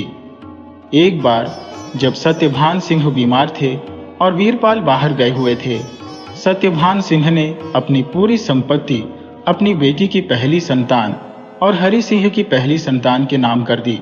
यह सब तब हुआ जब तुम दोनों का जन्म भी नहीं हुआ था। वसीयत में लिखा था कि अगर तुम दोनों को कुछ हुआ तो पूरी संपत्ति अनाथ आश्रम को दे दी जाएगी। रामदीन काका ने गहरी आवाज में कहा, तुम्हें याद है कुछ समय पहले तुमने दुष्यंत को पकड़ा था? क्या तुम्हें लगा था कि वह डरकर चुप हो गया था? नहीं, उसे वीरपाल ने सच्चाई बताई होगी और रामदत्त भी ऐसे ही शिवा से रिश्ता जोड़ने के लिए तैयार हुआ। यह सब एक बड़ी साजिश है। शिवा अब भी सदमे में था, लेकिन मां ने यह बात मुझसे क्यों छुपाई? केशव ने पूछा, और मामा इतने गरीब क्यों हैं? रामदीन काका ने आंखें मूंद ली और बोला, सब कुछ वीरपाल के कारण हुआ। जैसे ही उसे पता चला कि वसीयत बन चुकी है और सब कुछ उसके हाथ से निकल गया है, उसने रोहिणी पर अत्याचार करना शुरू कर दिया। हवेली में हर रोज शराब के नशे में धुत होकर तमाशे करने लगा। शिवा और केशव अब इस बात की गहराई समझ चुके थे कि क्यों उनकी जिंदगी इतने जाल में उलझी थी। हरि सिंह जब भी कुछ कहता, रोहिणी उसे रोक देती थी। वो अपने पति धर्म को चुपचाप निभाती रहती। सत्यभान सिंह ये सब सहन नहीं कर पाए और सदमे में इस दुनिया को छोड़ गए। पिता की मौत के बाद हरि सिंह से अपनी बहन पर हो रहा अत्याचार देखा नहीं जाता था। वीरपाल की तरफ से अत्याचार हद पार कर चुका था। एक दिन हरि सिंह ने वीरपाल से कहा, देखो, तुम सारी दौलत अपने पास रख लो, मुझे इससे कुछ लेना देना नहीं। मैं तुम्हारे आगे झुकने वाला नहीं हूं, लेकिन मेरी बहन रोहिणी को सताना बंद कर दो, उसे खुश रखना सीखो। वीरपाल ने ठहाका लगाते हुए कहा, दौलत तो सब मेरे नाम पर ही है, अब इसमें तुम्हें कुछ नहीं मिल सकता, और मेरी शादी भी अभी नहीं हुई है, तो बच्चे की बात का तो सवाल ही नहीं उठता। हरि सिंह ने ठान लिया कि अब वह मेहनत मजदूरी करेगा, अपनी खुद की एक अलग दुनिया बसाएगा। उसने गंगा से शादी की, लेकिन अपने संघर्ष की यह कहानी गंगा को कभी नहीं बताई। गांव में एक दिन गंगा की चचेरी बहन सुगना की शादी थी। पूरे गांव में उत्सव का माहौल था। दुल्हन बनी सुगना अपने श्रृंगार में अत्यंत सुंदर लग रही थी। तभी रात के घने अंधेरे में वीरपाल भीड़ के बीच बंदूक ताने हुए घुस आया। उसने जबरदस्ती सुगना से शादी की और उसे अपनी हवेली ले गया। इस घटना ने रोहिणी को तोड़ दिया। उसे ये सब बर्दाश्त नहीं हुआ और उसने उसी वक्त निर्णय लिया कि वो वीरपाल की हवेली छोड़ देगी। उसने वीरपाल से वादा किया कि वह कभी भी उसकी जिंदगी में दखल नहीं देगी और न ही उसके बेटे को इस घिनौनी सच्चाई के बारे में बताएगी। रामदीन ने हरि सिंह के पास जाकर उसे सारा हाल बताया और कहा, अब तुम्हारे ऊपर है कि तुम क्या करना चाहते हो। पारो की जान खतरे में है, कुछ ऐसा करो जिससे वो सुरक्षित रहे। शिवा और केशव तुरंत तैयार हो गए। शिवा ने रामदीन से कहा, काका, आप मां को यहां से ले जाइए, कहीं ऐसा ना हो कि कोई पीछे से आकर उन्हें भी नुकसान पहुंचाए। केशव ने भी हामी भरी, हमें पारो को बचाने के लिए निकलना होगा। वहीं दूसरी ओर रामदत्त अपने मंसूबों पर हंस रहा था। जैसे ही शिवा और केशव हवेली से निकले, रामदत्त ने रामदीन के हाथों में नोटों की गड्डियां फेंकी और कहा, बहुत बढ़िया रामदीन, तुमने केशव और शिवा को असलियत बता दी। अब बस हमें अपनी चाल को अंजाम तक पहुंचाना है। रोहिणी देवी को हमारे कब्जे में लाना है और फिर कुंती और केशव की शादी करवा देनी है। हरि सिंह को इस कदर मजबूर कर दूंगा कि वह अपनी सारी संपत्ति कुंती के नाम कर दे। उसके बाद वीरपाल और उसका बेटा दुष्यंत सड़कों पर भीख मांगते फिरेंगे। मेरी बेटी सारी दौलत की अकेली मालकिन होगी। ये कहते हुए रामदत्त जोर जोर से हंसने लगा और वहां से चला गया। उधर सुखिया जैसे हीरो की तरह हवेली पहुंचा। वहां पहले से ही रामदत्त के आदमी खड़े थे। उन लोगों ने रोहिणी और उसकी मां को पकड़ लिया था। अब सब आमने सामने थे। रामदत्त ने शिवा से कहा, अब बता, तेरा फैसला क्या है? पहले ये बता कि तेरे माँ बाप और कमलिका कहाँ है? पारो को कहाँ छिपा रखा है? शिवा ने दृढ़ता से जवाब दिया, उनकी कोई गलती नहीं है।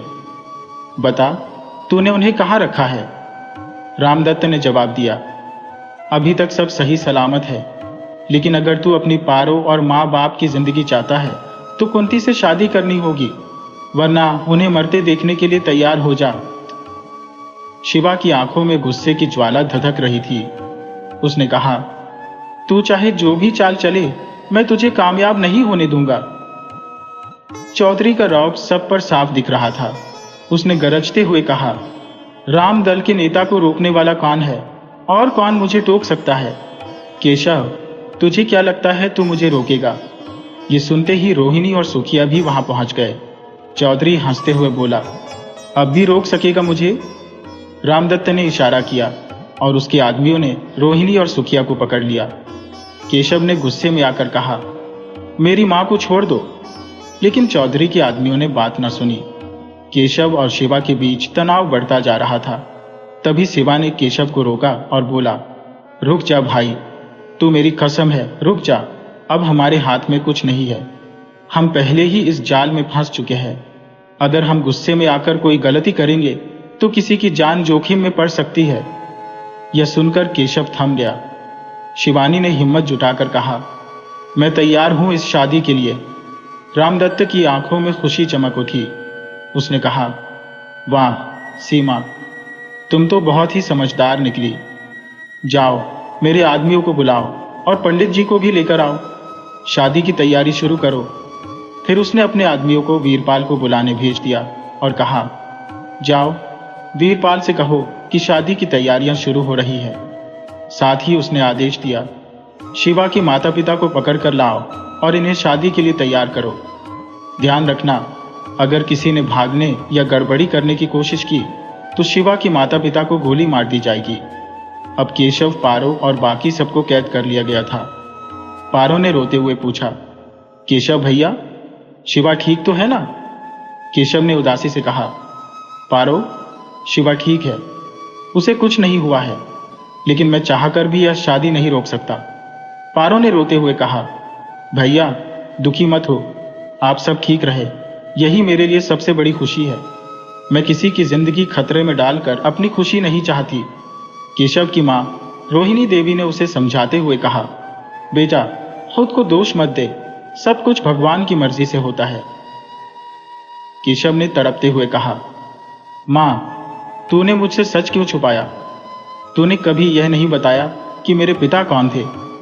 रोहिणी ने गहरी सांस लेकर कहा, मैंने यह इसलिए छुपाया क्योंकि मैं चाहती थी कि तू इस सच्चाई से दूर रहे। तेरे पिता वीरपाल ने अपनी हवस और लालच में मुझे और तुझे बहुत तकलीफ दी। मैं नहीं चाहती थी कि तू भी उस जहरीली जिंदगी का हिस्सा बने। रोहिणी की आंखों में दर्द साफ छलक रहा था। उसने आगे कहा, तेरा मामा हरिया, जिसने अपनी पूरी जिंदगी हमारे लिए कुर्बान कर दी, उसे भी मैंने कसम दी थी कि वो हमसे रिश्ता खत्म कर दे। वो अपने दिल पर पत्थर रखकर मुझसे दूर हो गया ताकि मैं इस गांव में रह सकूं। केशव ने गुस्से में कहा, अब मैं समझ गया हूं मां, अब मैं बड़ा हो गया हूं। शिवा और मैं दोनों के पास नाना जी की संपत्ति का कानूनी अधिकार है। मैं अब तुझे और मामा को इस गरीबी में नहीं जीने दूंगा। हम कानून का सहारा लेकर वीरपाल को सबक सिखाएंगे। लेकिन रोहिणी ने शांत स्वर में कहा, बेटा, तेरे पिता से उलझना इतना आसान नहीं है। वो दौलत के लिए किसी भी हद तक जा सकता है। हमें अब और कोई समस्या नहीं चाहिए। जब शिवा की शादी हो जाएगी तो हम फिर से अपनी सुकून भरी जिंदगी में लौट जाएंगे। तभी हरिया और गंगा बाहर आए और बोले, शिवा कहाँ है? हरिया को देखते ही शिवा दौड़कर उन्हें गले लगा लिया। गंगा भी दूर खड़ी मुस्कुरा रही थी। उसकी आंखों से खुशी के आंसू बह रहे थे। शिवा ने अपनी माँ को पास बुलाते हुए कहा, माँ इधर आओ। गंगा आंखों में आंसू ली बोली, शिवा मेरे बेटे, मुझे माफ कर दे, मैंने तुझे बहुत दुख पहुंचाया है। शिवा उसकी आंखों से आंसू पोंछते हुए बोला, अरे माँ अब ये आंसू मत बहाओ, किस्मत ने हमें यहाँ लाकर खड़ा कर दिया है, तो अब इसमें नाराज होने से क्या होगा। चलो बहुत हो गया ये ड्रामा, अब कुंता आने वाली है। इतने में चौधरी ने कहा, सब तैयारी कर लो, मंडप सज चुका है, पंडित भी आ चुके हैं, कुछ ही देर में कुंता सज धज कर दुल्हन बनी आएगी। इसी दौरान हरिया शिवा को मंडप तक ले आया। जब कुंता ने शिवा को देखा तो उसके चेहरे पर एक विजयी मुस्कान फैल गई। रामदत्त जो पास खड़ा था कहने लगा, देखा मेरी रानी बिटिया, तेरे बापू ने जो वादा किया था वो पूरा कर दिया, अगर तू मेरी जान भी मांगती तो वो भी दे देता। कुंता दौड़कर अपने पिता के गले लग गई और बोली, मेरे बापू जैसा कोई नहीं, मेरे बापू को तकलीफ देने की हिम्मत कोई नहीं कर सकता। रामदत्त हंसते हुए बोला, चलो चलो अब बातें बाद में, पहले शादी का मुहूर्त निकला जा रहा है। पंडित जी ने रस्में शुरू कर दी। एक एक करके हर रस्म पूरी हो रही थी, लेकिन शिवा के मन में जैसे उसके सारे सपने बिखरते जा रहे थे। उसकी आंखों से बहते आंसू उस दर्द की निशानी थी जिसे वो किसी के सामने जाहिर नहीं कर सकता था। तभी वीरपाल अपने आदमियों के साथ मंडप में घुस आया और गरजते हुए बोला, रुको, ये शादी नहीं हो सकती। जानकी देवी ने घबराकर पूछा, क्यों भैया, ये शादी क्यों नहीं हो सकती, और तुम होते कौन हो इसे रोकने वाले। वीरपाल अपने आदमियों को इशारा करते हुए बोला, पकड़ लो इन्हें, पहले तुम लोगों ने हमें इस धोखे में रखा कि कुंती की शादी दुष्यंत से होगी, और अब ये फटीचर शिवा के साथ उसकी शादी कर रहे हो। मैं ऐसा कभी नहीं होने दूंगा, कुंती की शादी तो दुष्यंत से ही होगी। रामदत्त गुस्से से तमतमाते हुए बोला, तेरी इतनी हिम्मत वीरपाल। उसने वीरपाल को धक्का दिया और वीरपाल के आदमी रामदत्त को मारने लगे। कुंता बीच में आकर चीखते हुए बोली, काका छोड़ दो बापू को। वीरपाल हंसते हुए बोला, अच्छा छोड़ दिया बापू को, लेकिन मेरी शर्तों पर। अब कुंती की शादी दुष्यंत से ही होगी, वरना इन दोनों की जान ले लूंगा। वीरपाल ने रामदत्त के सिर पर बंदूक तान दी। यह सुनते ही कुंती ने हार मानते हुए कहा, ठीक है काका, मैं आपकी बात मानने के लिए तैयार हूं, बस मेरे बापू को कुछ मत करो। वीरपाल की आंखों में एक शाते चमक आई। उसने कहा, यही तो बात है, अब जा। रामदत्ता, अपने हाथों से अपने दामाद को तैयार कर। तूने दुष्यंत की खुशी छीनने की कोशिश की थी, अब तू खुद उसे शादी के लिए तैयार करेगा। रामदत्त तो इसी मौके का इंतजार कर रहा था। वो दुष्यंत को ले गया जहां बाकी सारे लोग बंधक बने हुए थे। दुष्यंत हंसते हुए बोला, अरे वाह ससुर जी, आप तो बड़ी दूर की सोच रहे हो। सबको बंधक बनाकर रखा है और अब मुझसे कह रहे हो तैयार हो जाओ। रामदत्ता मजाकिया लहजे में बोला, हाँ बेटा, अब मेरे खेल का नया मोड़ देखो। उसने इशारा किया और रंजन और मदन ने तुरंत दुष्यंत को भी बंदी बना लिया। दुष्यंत चिल्लाते हुए बोला, मुझे छोड़ दो, मैं तो आपका होने वाला दामाद हूं, वरना मेरे बापू का गुस्सा नहीं देखा है तुमने। रामदत्त ठहाका लगाते हुए बोला, मैं तुम्हारे बापू को भी जानता हूं और तुम्हें भी। अब देखो, तुम्हारी कुंती की शादी न शिवा से होगी न दुष्यंत से, बल्कि वीरपाल के बड़े बेटे के शव से होगी। ये सुनते ही सब सन्न रह गए। दुष्यंत ने आश्चर्यचकित होते हुए कहा, यह झूठ है, मेरा कोई बड़ा भाई नहीं है। तभी रोहिणी, जो सब देख रही थी, सामने आई और बोली, नहीं, ये सच है। दुष्यंत, तुम्हारे पिता की पहली संतान यही है और यह उनकी पहली पत्नी रोहिणी भाभी। केशव गुस्से में तिलमिलाते हुए बोला, मैं ये शादी हरगिज नहीं होने दूंगा, तेरी बेटी के साथ तो बिल्कुल नहीं। उसने मेरी बहन पारो को जलाया था और अब मैं तुझे और तेरे परिवार को कभी माफ नहीं कर सकता। केशव ने रिवॉल्वर निकाला और रोहिणी की कनपटी पर रख दिया, लेकिन रामदत्त की चाल अब भी पूरी तरह से खुलनी बाकी थी। नेपाल जैसा चालाक इंसान जब फंस गया तो इन नादान बच्चों की क्या औकात रह जाएगी। रामदत्त कहने लगा, देखो ये सब अपनी माँ के सिर पर बंदूक की नोक देखकर दूल्हे के कपड़े पहनने के लिए तैयार हो गया है। उसके चेहरे को अच्छी तरह से एक सुंदर शहरी ने ढक दिया था। शादी की रस्में धूमधाम से प्रारंभ हो गईं। रामदत्त जानकी और कुंता के सामने दुखी होने का नाटक कर रहा था। अंततः शादी संपन्न हो गई। कुंती ने जानकी को गले लगाते हुए रोने लगी। चलो बच्चों, बड़े लोगों का आशीर्वाद लो, कहते हुए वीरपाल ने केशव को दुष्यंत समझकर गले लगा लिया, लेकिन कि सब ने उसे पीछे धकेल दिया और अपने चेहरे से सेहरा हटा दिया। वीरपाल 2 कदम पीछे हटकर बोला, यह सब क्या है? तुमने मुझे धोखा दिया चौधरी। हमारे बीच यह तय नहीं हुआ था। तुमने कहा था कि शादी दुष्यंत से होगी, बस तुम्हें शादी रोकने का नाटक करना है। जानकी और कुंता ये सुनकर स्तब्ध रह गईं। रामदत्त ने उन्हें किस लालच में इतना बड़ा धोखा दिया? कुंती ने आंसू बहाते हुए पूछा, बापू आपने ऐसा क्यों किया? रामदत्त ने चुप्पी साधते हुए कहा, चुप हो जा बेटी, ये कैसे कह रही है? दौलत के पीछे भागने वाला इंसान खड़ा है। तेरे बापू ने यह कहा है, क्या तुम मेरी आंखों में आंसू देख पाती हो? जानकी देवी ने कुंती को समझाने की कोशिश की। कुंती, यह सब तेरी किस्मत है, उसने कहा, और चौधरी ने अपने आदमियों से कहा, सभी को बाहर ले जाओ। जब रोहिणी ने देखा तो उसे समझ में आया कि रामदत्त को सब कुछ पता चल गया है। केशव और शिवा असली वारिस है, इसलिए उसने उन्हें लालच देकर बेवकूफ बना दिया। तुम लोग यहां से जा सकते हो, पर जाने से पहले सेवकों या पेपर पर दस्तखत करने होंगे और अपना हिस्सा मेरी बेटी के नाम करना होगा, चौधरी ने आदेश दिया। कुंती ने विरोध करते हुए कहा, बस करो बापू, और कितना गिरोगे? मेरी गलती थी जो मैं इन दोनों के बीच में आई। यह नहीं हो सकता।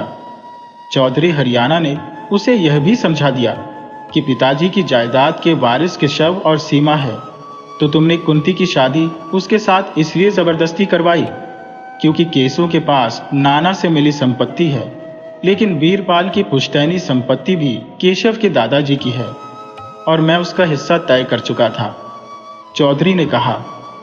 रही बात सेवा की, तो गंगा के माता पिता के पास 2 वक्त की रोटी के भी लाले हैं और शिवा के पास केवल उसके दादाजी की संपत्ति से मिला हिस्सा है। दौलत में कम है। एक बात जो केवल मैं और रोहिणी जानते हैं वो यह है कि हमारे बच्चे संपत्ति का इस्तेमाल तो कर सकते हैं, पर किसी के नाम नहीं कर सकते। अगर उन्होंने इसे बेचना या इसका गलत इस्तेमाल करने की कोशिश की तो सारी संपत्ति अनाथालय वालों के हाथ में चली जाएगी। पिताजी यह जानते थे कि वीरपाल के बच्चों के बड़े होने पर वह जबरदस्ती सारी संपत्ति अपने नाम करवा सकता है, इसलिए उन्होंने ऐसी वसीयत बनाई थी, हमें जाने दो, हम अपने बच्चों के साथ अपनी दुनिया में खुश हैं। ऐसी दौलत किस काम की जो इंसान को इंसान का दुश्मन बना दे। चलो सेवा, वीरपाल ने कहा, तुम जैसे जीते रहे हो अब तक वैसे ही जीना। मैं और मेरा बेटा उस हवेली में कभी नहीं आने वाले और न ही तुमसे कोई हिस्सा लेने वाले हैं। चलो शिव, गंगा, यह दुनिया हमारी नहीं है। रोहिणी ने कहा, भैया मैं भी आपके साथ चलूंगी। और के सब ने कहा, मामा मैं भी। हरि सिंह के साथ सब बाहर निकल आए। अभी उन्होंने कदम ही बढ़ाए थे कि कुंती ने कहा, माँ मैं भी आपके साथ चलूंगी। उसकी आवाज में एक अद्भुत साहस था। मैं समझ गई हूं, कुंती ने कहा, सच्चा सुख रिश्तों में है, दौलत में नहीं। सभी लोग वहां से चले गए। वीरपाल ने दुष्यंत को लेकर लौटना शुरू किया। रामनाथ एक हारे हुए सिपाही की तरह खड़ा रह गया। कुंती ने जाते हुए अपनी मां को गले लगाकर विदाई ली, लेकिन रामदत्त की ओर एक बार भी नहीं देखा। आगे चलकर कुंती और जानकी ने एक नई जिंदगी का आरंभ किया। उन्होंने अपने रिश्तों की महत्ता को समझा और एक दूसरे के साथ मिलकर नई चुनौतियों का सामना करने का निश्चय किया। इस बार उनका संकल्प था कि वे दौलत के पीछे नहीं बल्कि सच्चे रिश्तों के पीछे चलेंगे। कुंता ने अपनी पुरानी जिंदगी को पीछे छोड़ते हुए नए सिरे से सब कुछ शुरू कर दिया था। उसने अपने कर्तव्यों को बखूबी निभाते हुए एक बेहतरीन पत्नी और बहू के रूप में सभी का दिल जीत लिया। उसकी छोटी बहन पारो, जिससे पहले उसने बहुत बुरा बर्ताव किया था, अब उसकी प्यारी बहन बन चुकी थी। कुंता अपनी मां के साथ मिलकर पारो के चेहरे की प्लास्टिक सर्जरी करवा चुकी थी, जिससे उसके चेहरे की चमक लौट आई थी। समय बीता और 1 साल बाद कुंता की गोद में उसकी नन्ही सी बेटी खेल रही थी। अब तक पारो का चेहरा भी पूरी तरह से पहले जैसा सुंदर हो गया था और वो फिर से शिवा के साथ खुश रहने लगी थी। दोनों का प्रेम पहले जैसा ही खिल उठा था। छत पर बैठी पारो किसी गीत को गुनगुना रही थी। तभी कुंता हंसते हुए उसके पास आई और बोली, बस अब इंतजार की घड़ियां खत्म होने वाली है मेरी प्यारी पारो। पारो ने मुस्कुराते हुए कहा, सच भाभी? क्या सच में अब सब ठीक हो जाएगा? कुंता ने जवाब दिया, हाँ और क्या। तुम्हें याद नहीं, 2 दिन बाद तुम्हारा 18वां जन्मदिन है। तुम्हारे भैया ने पंडित जी से शादी का अच्छा सा मुहूर्त भी निकलवा लिया है। अब जल्द ही तुम दोनों हमेशा के लिए एक दूसरे के हो जाओगे। पारो की आंखों में खुशी छलक आई। वो खुद को तैयार करने में लग गई। शिवा और पारो के 18 साल पूरे होने पर घर में शादी की तैयारियां शुरू हो गईं। हरिया और सुखिया इस बार जल्दी से जल्दी उनकी शादी करवा देना चाहते थे, ताकि उनके जीवन में फिर कोई दुख या तकलीफ ना आए। गांव भर में उनकी शादी की खबर फैल चुकी